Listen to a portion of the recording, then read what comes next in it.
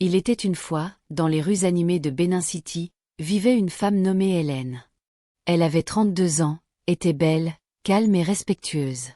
Tout le monde dans son quartier l'appelait Maman Pise, non seulement parce qu'elle avait une fille de 7 ans nommée Pise, mais aussi parce qu'elle évitait toujours les ennuis. Hélène était mariée à Richard depuis 8 ans. Il vivait dans un appartement de 2 chambres appartenant à sa mère, près du marché New Bénin. Hélène était coiffeuse.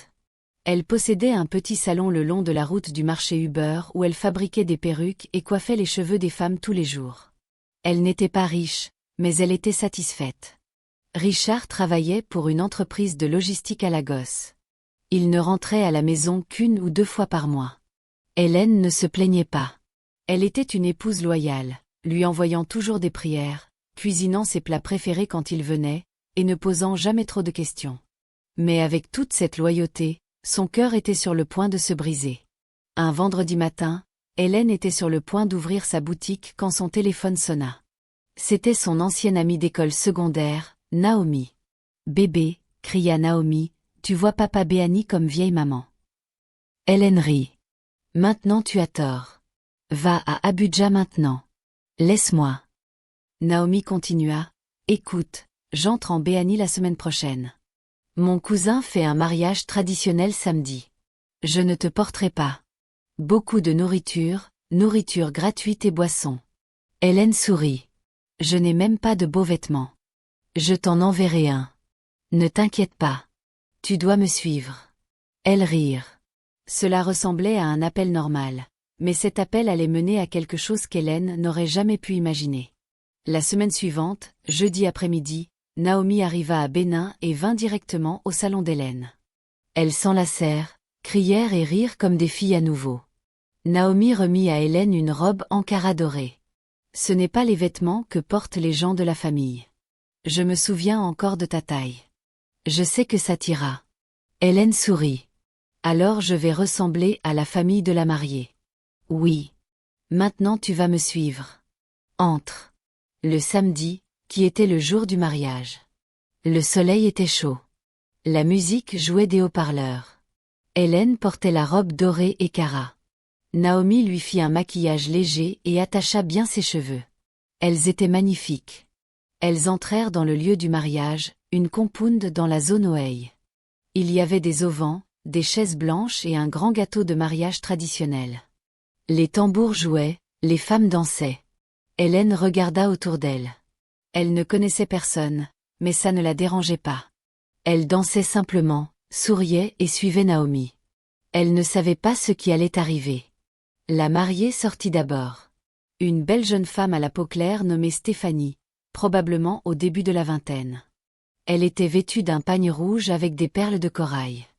Les gens applaudirent. Ils la tenaient. Ils sprayèrent de l'argent. Puis le MC dit, « Maintenant, accueillons le marié. L'homme qui aimera plus que le sucre. » Tout le monde applaudit. Les tambours roulèrent. Puis le marié sortit, grand, sombre, portant un pagne Georges blanc, des perles au cou, souriant fièrement. Hélène se tourna pour regarder et l'assiette dans sa main tomba. Elle se figea. Ses jambes devinrent faibles. Son souffle s'arrêta parce que l'homme qui sortait en tant que marié était son mari, Richard. Tout ralentit. Les tambours, les rires, la musique, tout devint un bruit distant. Hélène ne pouvait pas bouger. Elle restait assise là à regarder. Son cœur battait comme un tambour dans sa poitrine. Elle murmura doucement, « Jésus, Jésus, Jésus. » Naomi le remarqua. Elle se tourna, riant jusqu'à ce qu'elle voie le visage d'Hélène. « Hélène, qu'est-ce qu'il y a ?» Hélène murmura. « C'est mon mari. » Naomi rit. « Et, arrête de jouer. » Mais ensuite elle regarda Hélène à nouveau. Son sourire disparut. « Non, ça ne peut pas être. » Hélène tremblait déjà. Elle essaya de marcher mais ses jambes lui manquèrent. Naomi la rattrapa. Hélène respira. « S'il te plaît, respire. » Hélène haletait. Elle transpirait maintenant malgré le maquillage. Naomi lui tint la main et la fit sortir de la foule. Dehors de la compound, Hélène s'assit sur une pierre en tenant sa poitrine. Les larmes coulaient silencieusement. Elle ne criait pas ni ne hurlait. Elle pleurait simplement et murmurait encore et encore. Pourquoi, Richard? Pourquoi me ferais-tu ça? Naomi s'assit à côté d'elle, secouant la tête. Tu veux dire que vous ne vous êtes jamais séparés? Hélène hocha lentement la tête. Il était à Bénin le mois dernier. Nous étions ensemble. Naomi se couvrit la bouche. Mon Dieu! Pendant qu'Hélène était assise là, son esprit remonta à leur jour de mariage. Petit, simple, mais plein de sourires. La nuit où elle accoucha de Pise, il porta le bébé et pleura. Le jour où elle lui envoya ses derniers 5000 néras pour survivre à la gosse, la nuit où elle s'agenouilla pour prier pour lui. Et maintenant ça, c'est comme ça qu'il la payait en épousant quelqu'un d'autre. Pendant ce temps, à l'intérieur de la compound, Richard dansait avec sa nouvelle mariée. Les gens sprayèrent de l'argent sur eux. Il souriait et semblait fier. Il ne savait pas qu'Hélène l'avait vu. Il ne savait pas que la femme avec qui il avait construit une vie était juste dehors la porte en train de pleurer. Plus tard cette nuit-là, Hélène s'assit sur son lit à la maison, encore vêtue de sa robe d'invitée au mariage. Sa fille Pise dormait à côté d'elle. Hélène fixait le plafond, les yeux secs maintenant, son téléphone vibra. C'était Richard. Il venait d'envoyer un message. Désolé de ne pas t'avoir appelé cette semaine. Le travail a été stressant. J'essaierai de rentrer à la maison la semaine prochaine. J'espère que toi et Pise allez bien. Hélène fixa le message. Ses doigts tremblaient et puis elle tapa juste un mot, « Ok », et l'envoya. Hélène marcha jusqu'au miroir. Elle se regarda. Son maquillage était à moitié parti. Ses cheveux étaient tombés. Ses yeux étaient rouges. Mais elle se regarda dans les yeux et murmura, « Tu ne mourras pas. Tu ne deviendras pas folle.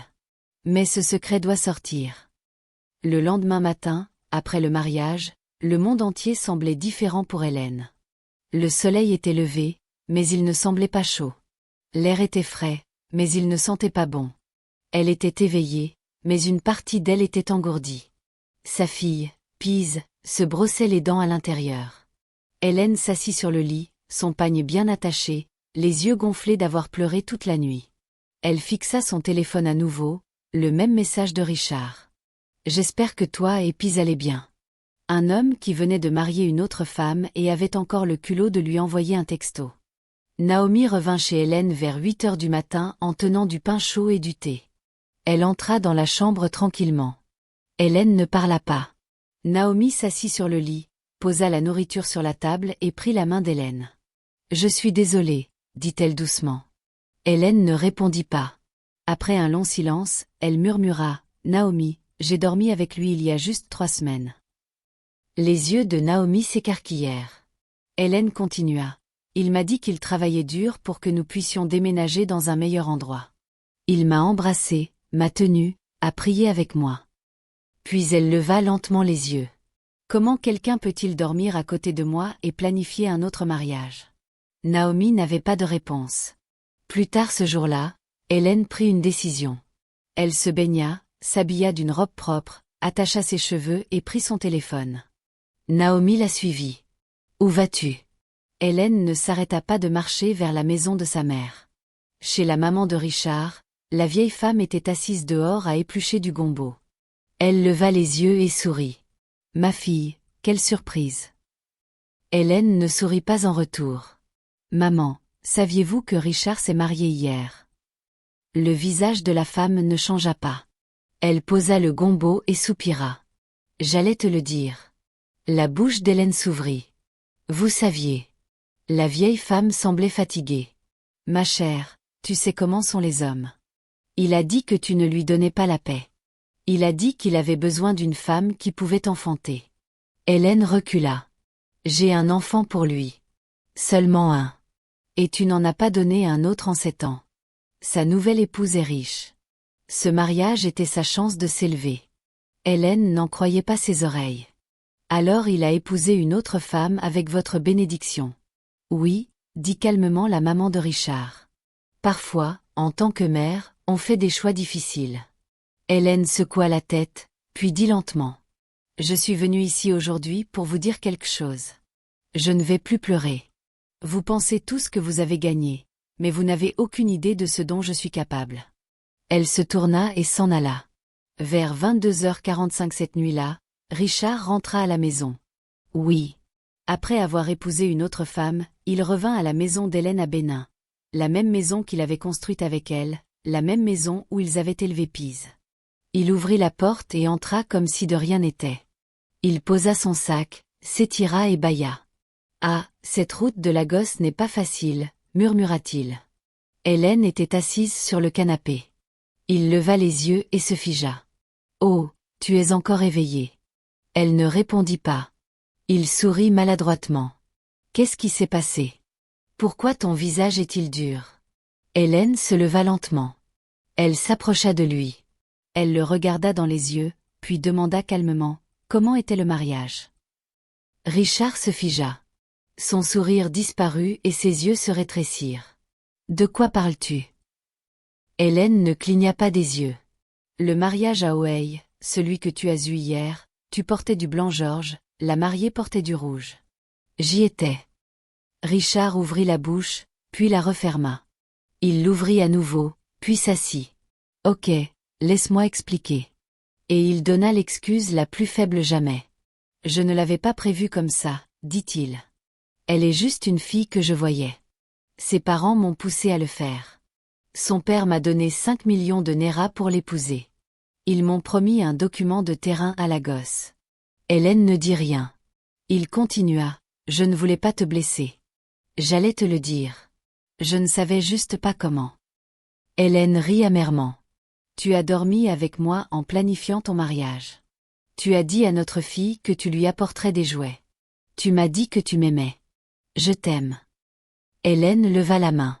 Arrête. Et puis murmura, tu es un démon dans une peau humaine. Richard se leva. Ne me parle pas comme ça. Hélène ne recula pas. Ou quoi? Vas-tu me battre ou vas-tu courir vers ta nouvelle épouse? Richard lui attrapa le bras. Naomi, qui se cachait dans la cuisine, se précipita et cria, laisse-la tranquille. Richard lâcha prise. Il prit son sac.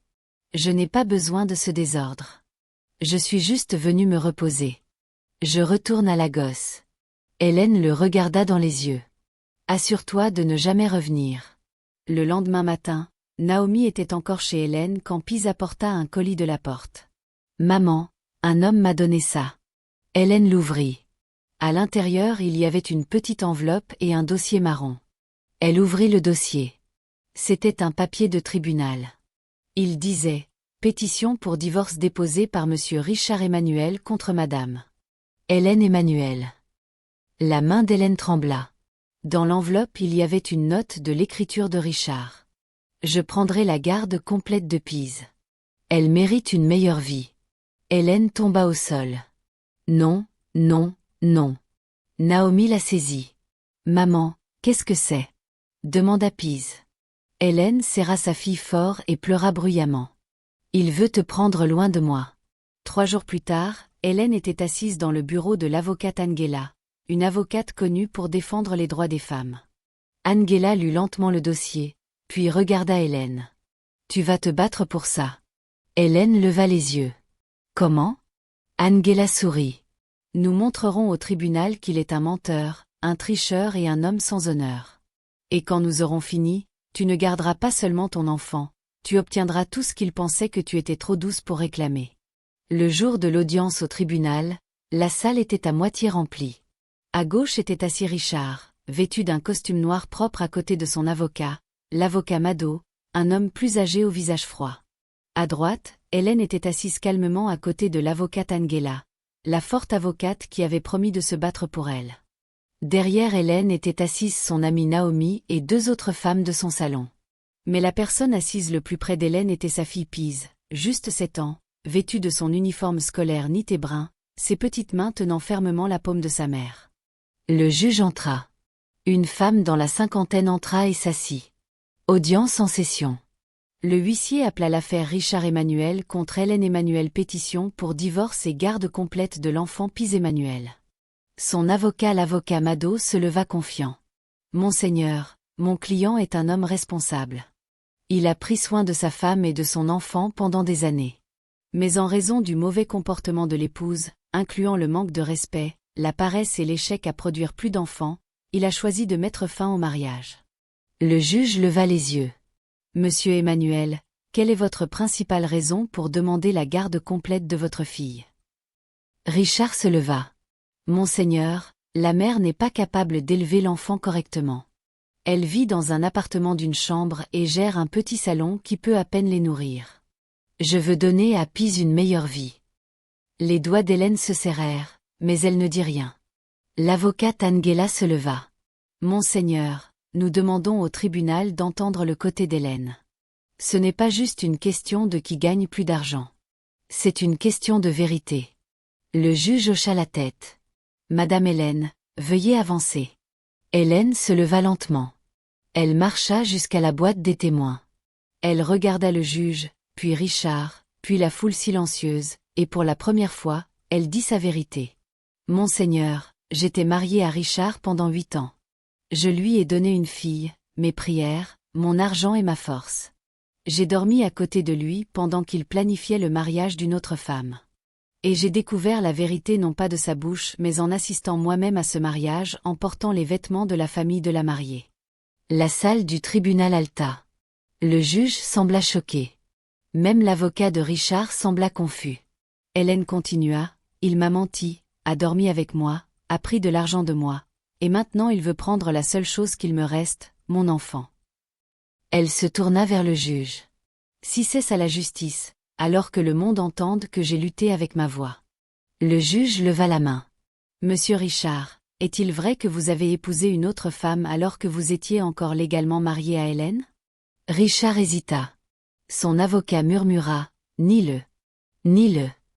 Mais Richard leva les yeux et dit doucement, oui, il y avait plus de gap. Le juge s'appuya en arrière dans son siège. Alors vous êtes un plus grand myste.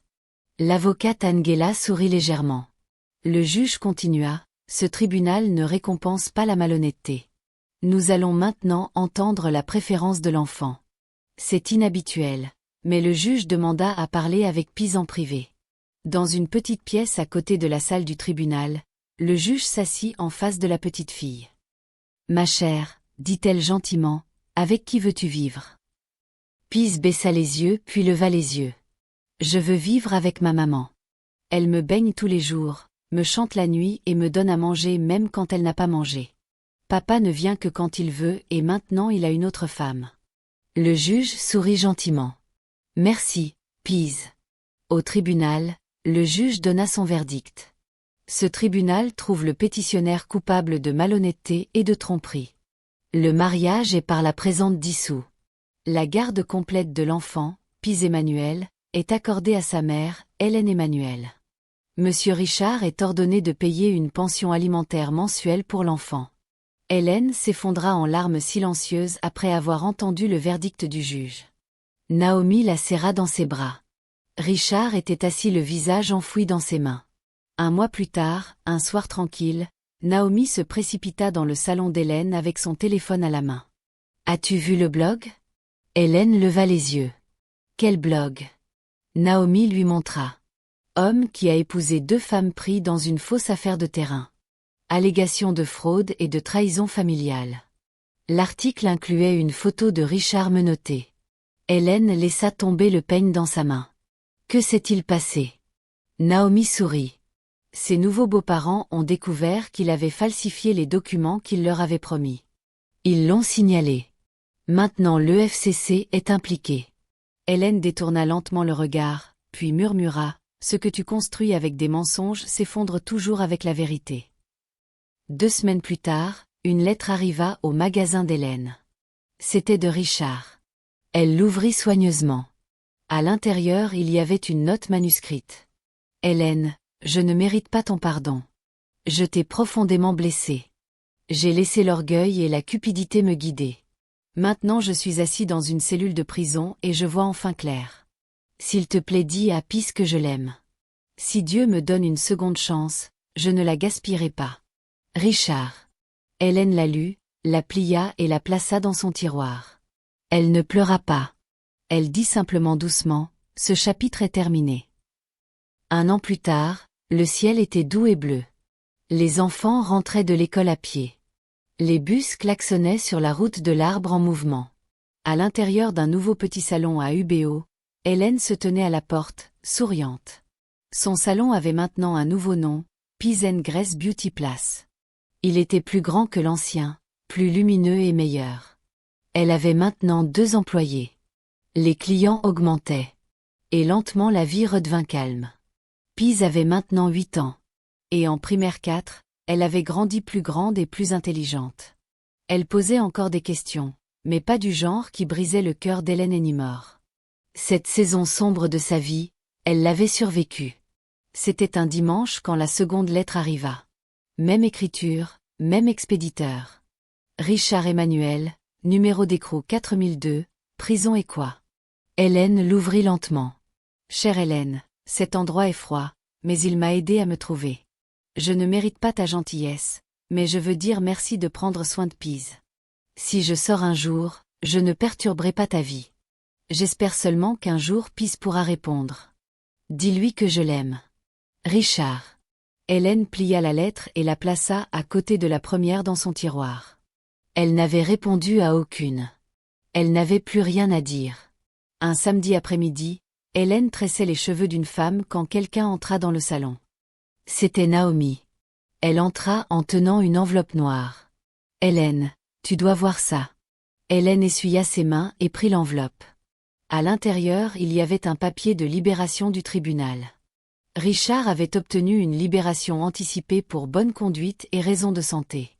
Elle se figea. « Il sort. » Naomi hocha la tête. « Peut-être cette semaine. » Hélène ne dit rien, puis répondit calmement. « Ça ne change rien. » 3 jours plus tard, Peace appela Hélène pendant qu'elle faisait les devoirs un soir. « Maman, verrai-je papa un jour à nouveau ?»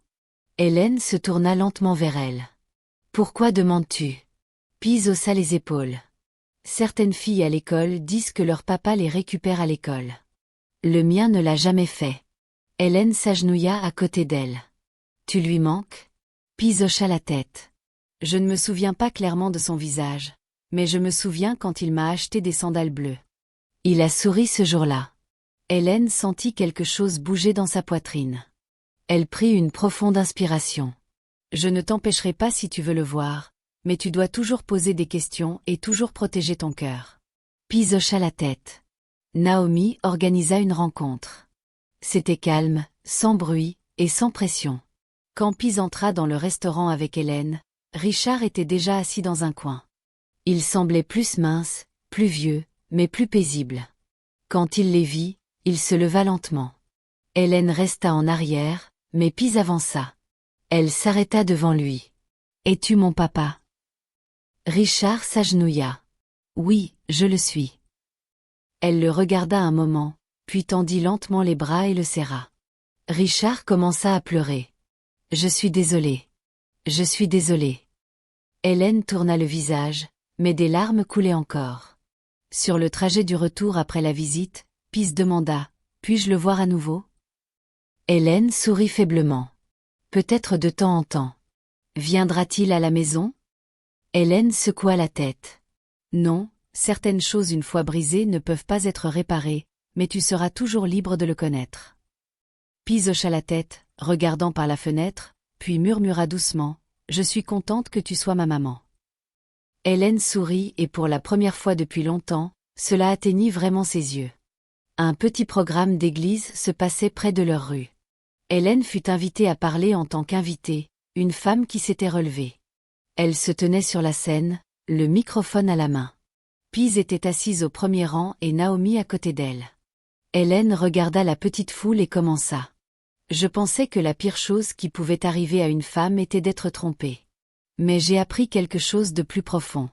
Que la pire chose est d'essayer de se perdre, de retenir quelqu'un qui ne vous retenait jamais. J'ai donné de l'amour. J'ai donné de la loyauté. Et j'ai été repayée par la honte.